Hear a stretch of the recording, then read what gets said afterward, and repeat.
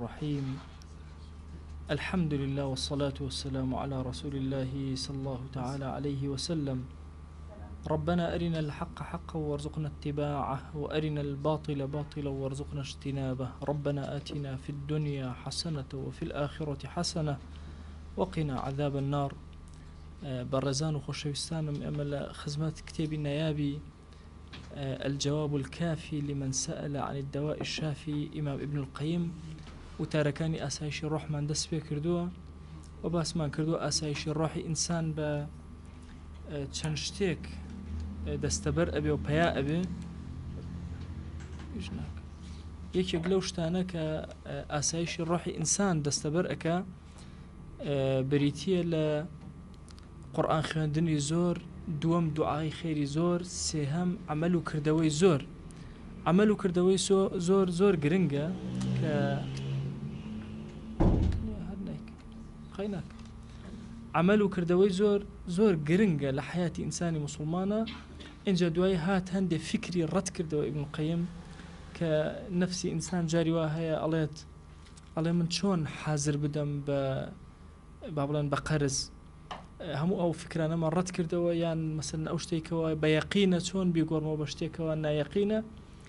وفيالكاني الشيطان لخود زينة ولا كردوي باس ما كرد وهاتين سرباسي وي إنساني مسلمان لابد أبي خوفي لأخوة جل جلاله زور قورة بي وتنهار رجاء نبي لدليا بلكو خوفي زور قورة لدليا هبي هاتين باسي خوفي أصحاب ماكر يعني أصحاب رضا ورحمة الله عليه شون بون يكم دانا من باسكر كإمامي أو بكر رضا ورحمة الله عليه كشون أم إمام عظيمة يعني أجر إيماني أو بإيماني أمة يعني ببيوري إيماني أو خرسترة سبحان الله بيو يقينت شيو بلا دل إمام أو بكرة لقال أوشا إمام رضا ورحمة الله عليه بزور أجريا أيو زور بجريان أو كسي ناتوانه بجريا بابا زور خوي بجريانه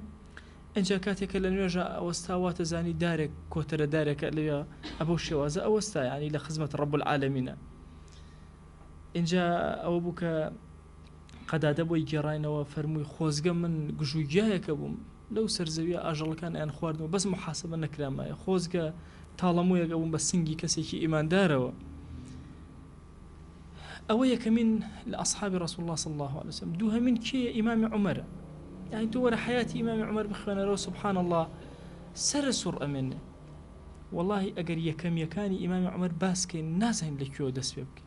يكم كس كيبوهم أمة ليدا إمام عمر يكم كس ديواني جندي دانا إمام عمر يكم كس توسعي بخلافة إسلامي كر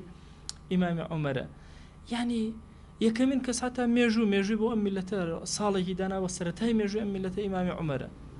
كالبواري سياسة دا صلاة سيري أكي عبقريكي سياسي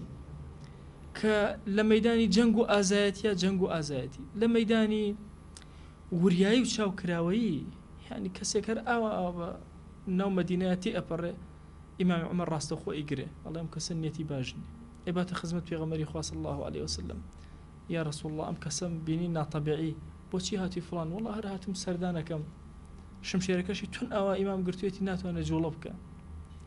دواي في غمري خوا صلى الله عليه وسلم فرمي أيتو لقال فلان كسا دانا نشتن بريار الندى بي من بكوجي أو قرزة كان بو بداتو والله كز أمين أزاني إلا مقر أتو بيغمبر بيو خوابي وتبي شايتو ماني هنا زيركي إمام عمر داهيتي إمام عمر حتى لزماني خويا وروكو داستانك أجرنا ولا إمام عمر طبعا يكمن كز حركي ظل دروس كل جهانا إمام عمر حركي ظل شيا لناو دولتي خلافتي إسلامية هيج كس يجنبو كس لبشتي ومراقبينك هيج كس يجنبو موظفێکی بەسیط تا وەلیەکی زۆر گەورە والیەکی زۆر گەورە هەمووی سێبەرێکی لە پەنایە دانابوو حتا عەمری کوڕی عاس کاتێکە هەستی ئەکرد هەرچی ئەکا بەیانی ئیمام عومەر نامە ئەنێرێتە سەری یعنی گیری خواردەوە باشە چی بکەم چۆن خۆت دەرباز بم لەدەستی ئیمامی عومەر هەموو ئەوانەی دەوروبەری هەمووی دوور خستبووە چونکە عەمری کوڕی عاس خۆتان ئەزانن یەکێک لە داهیە زۆر مهمەکانی عەرەب ئەڵێ هەموویانی لە خۆی دوور خستبووە وردەوە لە دەری ئەکردن دووری ئەخستنەوە بۆی قسەکانی نەگاتە ئیمام عومەر شتەکانی نەگاتە ئیمام عومەر ئەڵێ لە ئەخیرە کەس نەما بوو گومانی لە خێزانی ئەکرد ئەوی احتیمالە تۆبی ئەم شتانە هەموو ئەگەینتە ئیمام عومەر شتی زۆر نهێنی ئەەکەم نامە ئیمام عومەرم بۆ دێ ئەگاتە سەرسرم ئەم حرەکەی ظل مثلا ئەم پیاوە وردەکارە ئەم کەسی سێرەکەی لە عەبدایەتیە چۆنە یعنی ئەمەی کە کردوویەتی ئەگەر یەکێک لە ئێمە یعنی بە قوربانی پێڵاوەکانی بین یعنی بەڕاستی ئەگەر سوچەیەکی بچووک لەوانە خزمەت بەدین کەن ئیتر وازانی هیچمان نەهێشتوێتەوە دەی ئەم پیاوە عەظیمە ئیمامی عومەر ڕەزا و ڕەحمەتی خوای لێبێ ئەفەرمێ ڕۆژێک لە نوێژ پێشنوێژیە سوورەتی وەتووری خوێن گەیشتە ئایەتە ئین عەذاب رەبیک لەواقع ئایەتی حەوت ئین عەذاب رەبیک لەواقع بەڕاستی عەذابی خوای گەورە جل جلاله واقع و ڕاستە و حازرە ڕوویداوە کە ئەنەما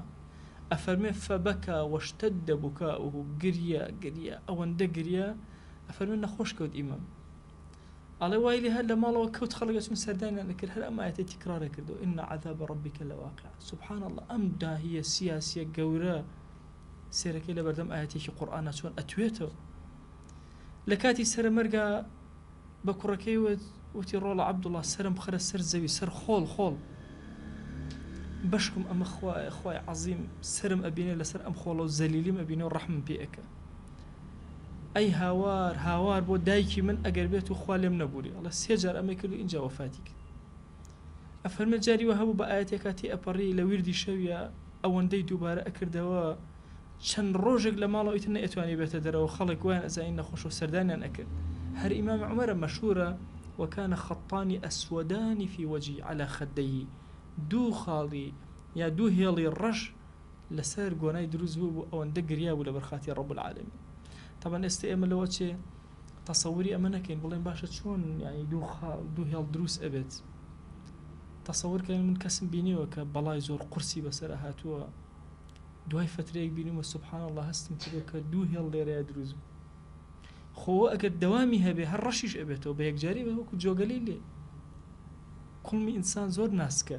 بەردەوام ئەم ئاوە گەرمە بێتە خوارەوە وردەوە تەسیری لێ ئەکە ئەی ئەسەری ئەم زەمەنی خۆمان مەکەن جارێک وتارێکم ئەدا باسی گریان لەبەر خاتی خوا و چۆن بگرین هۆکارەکان گەنجێک وتی ماوەسا ئەم وتارە پێم وابوو زۆر زەڕور نەبوو بۆچی زەڕور نەبوو کوڕم وتی جاوە ئینسان لە ساڵێکە جارێک گریە تماخە کوڕی خۆ من باسی ئێسەم نەئەکرد باسی ئەو زەمەنەم ئەکرد کە هەموو چرکە ساتێک خەڵک ئەگریە باسی ئەو زەمەنە ئەەکەم کە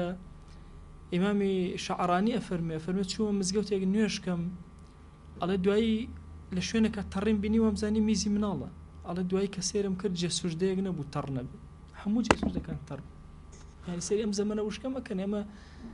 ناوم لێ نابوو چاوەکان گریانێک لە بەردەم دەریای وشکدا ئەخر ئەمە دەریا بەس ئێمە وشکمان کرد لە زەمەنی ئێمە ئەو جۆرە خەوف و ئەوە لە بەرامبەر ڕەب العالەمین نەماوە بەلامانەوە ئاسان بۆتە وای لێ هاتووە بە هیچ شێوازێک ئەو هەستەمان نییە ئەو شعورەمان نییە بەرخاتی ڕەب العالەمین فرمێسکەکان بە چاومانە بێتە خوار بۆیە عەزیزەکانم ئەمەی کە ئەرستانەکەم وا مەزانە بڵێ وەڵات تەسویرێک کراوە ئیمامی عومەر وەها نەبووە واللهی کانە خەطانی ئەسوەدانی فی وەجهی دوو هێڵی زۆر ڕەش لەناو نێوچەوانی با بڵێن سەر کوڵمی ئیمامی عومەر دروست بوو لە زۆرینی گریانی ئیمامی عومەرە ئەفەرمێ جارێکیان کە زۆر ناڕەحەت بوو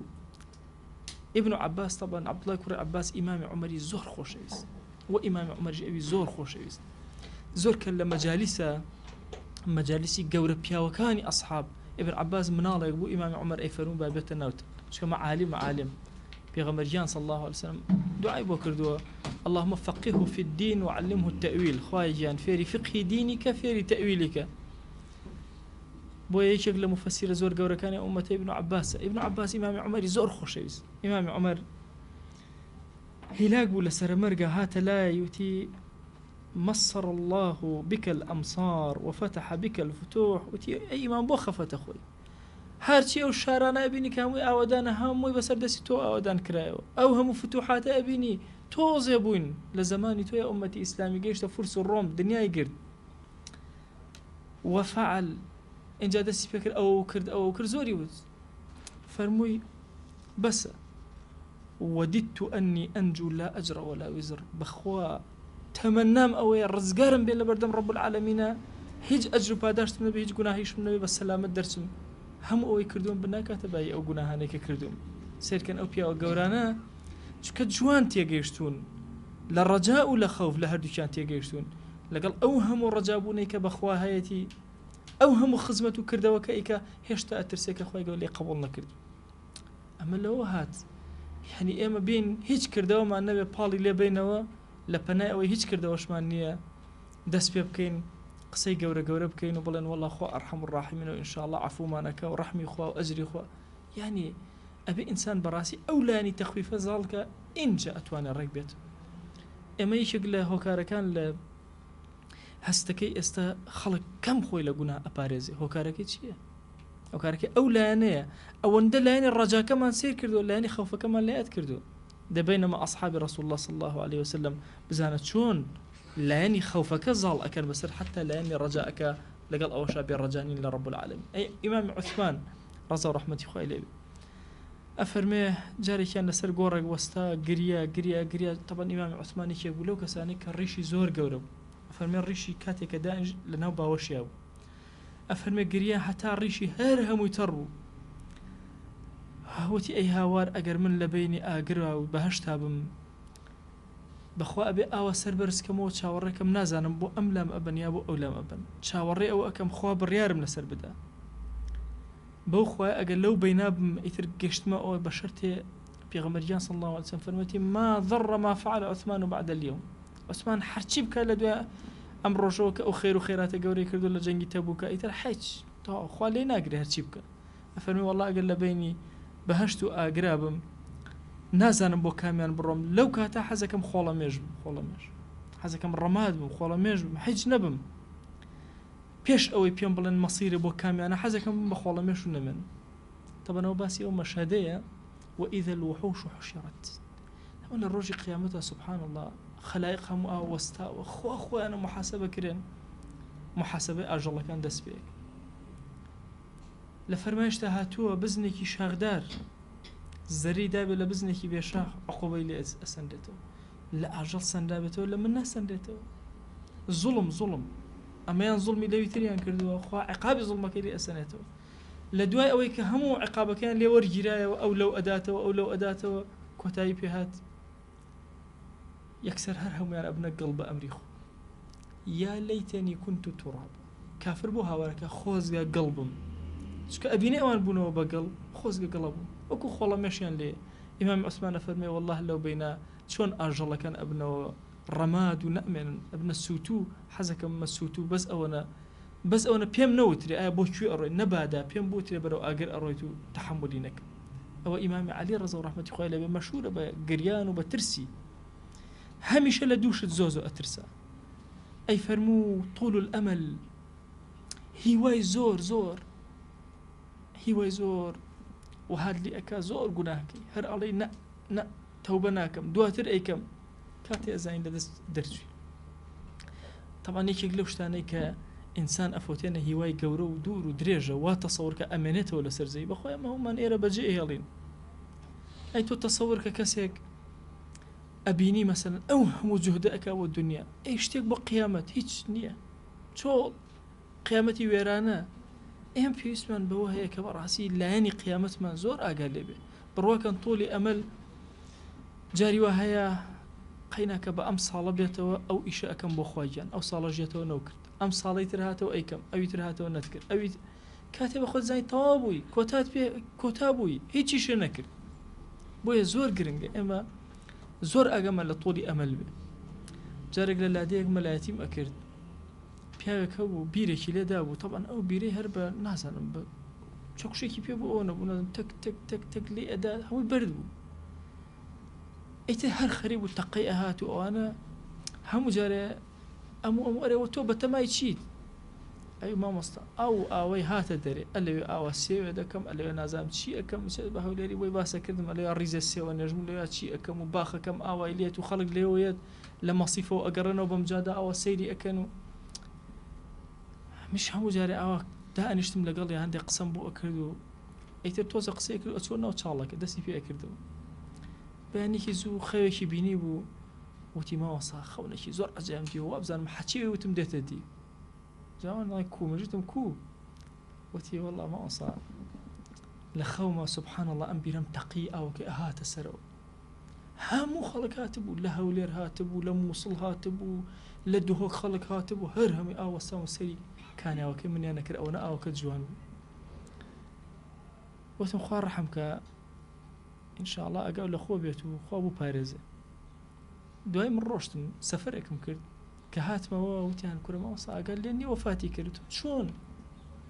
تیان وەڵاهی مامۆستا قەدەری خوا بیرەکەی کەوتبوو ئاو دینەمۆیەکی بردبووە ناوی بۆی ئاوەکە فڕێ بدا دایگیرسان و وردە و دە غازی کردبوو خۆی چوو بۆ ژوورەوە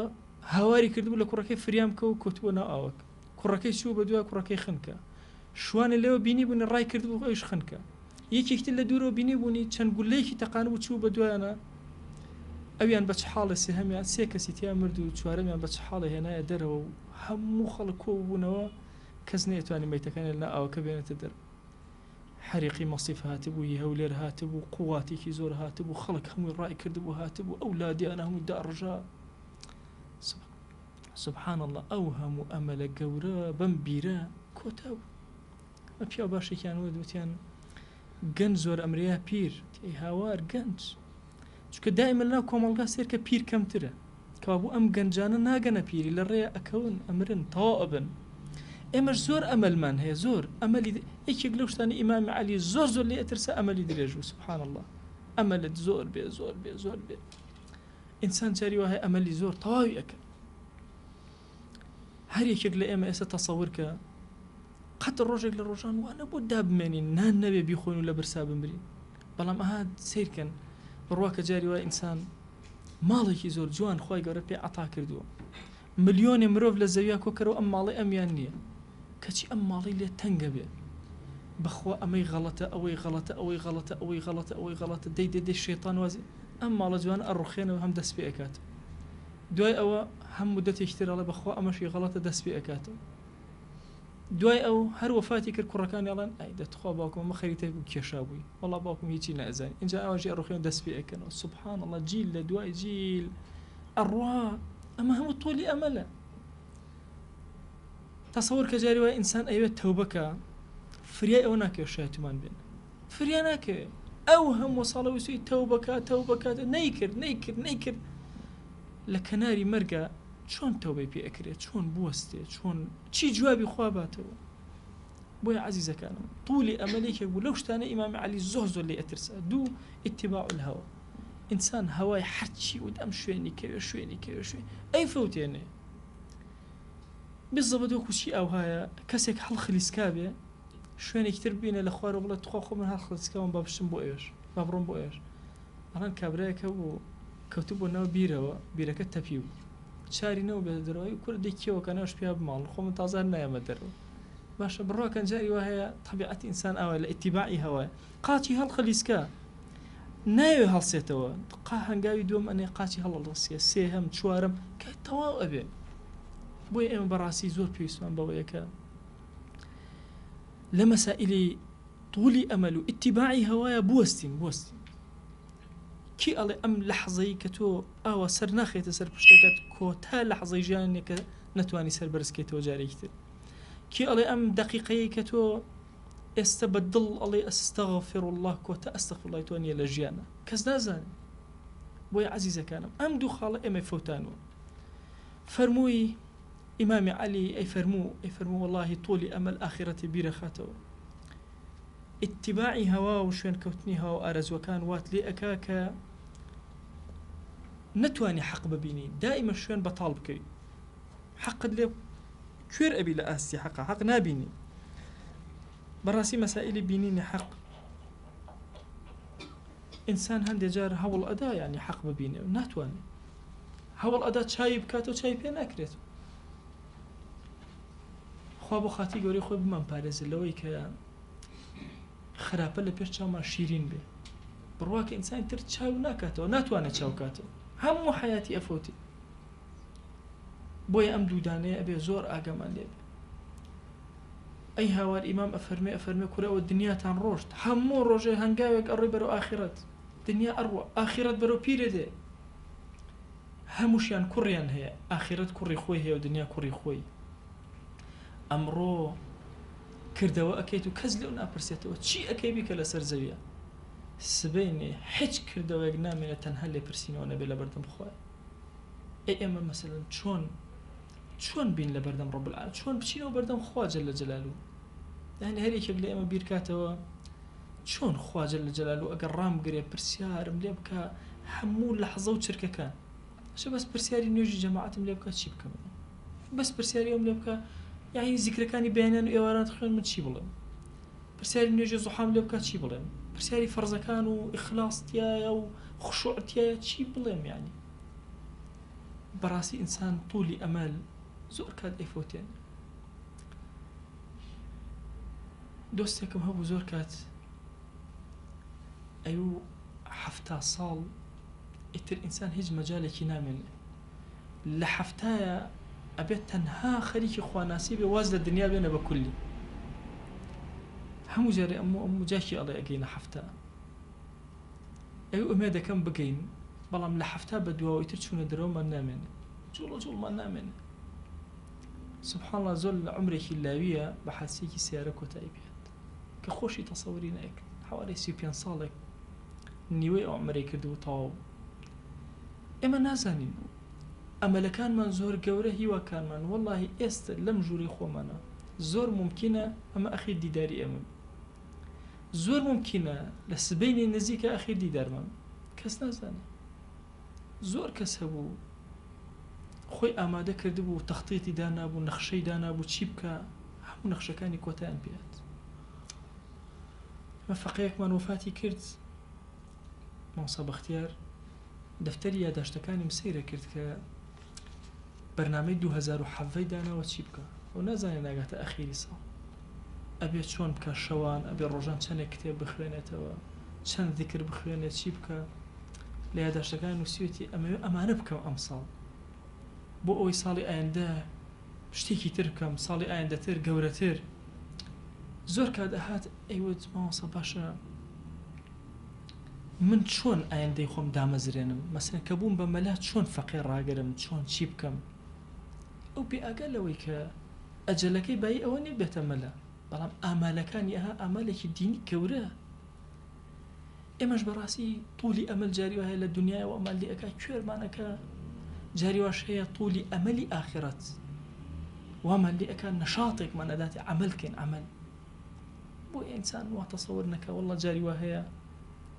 یعنی تۆزێک نان چییە ناچێتە خوارەوە تەواو. باسی دۆستێکیان بۆ کردم، ڤایرۆسێک چۆتە ناو عەمودی فەخەری،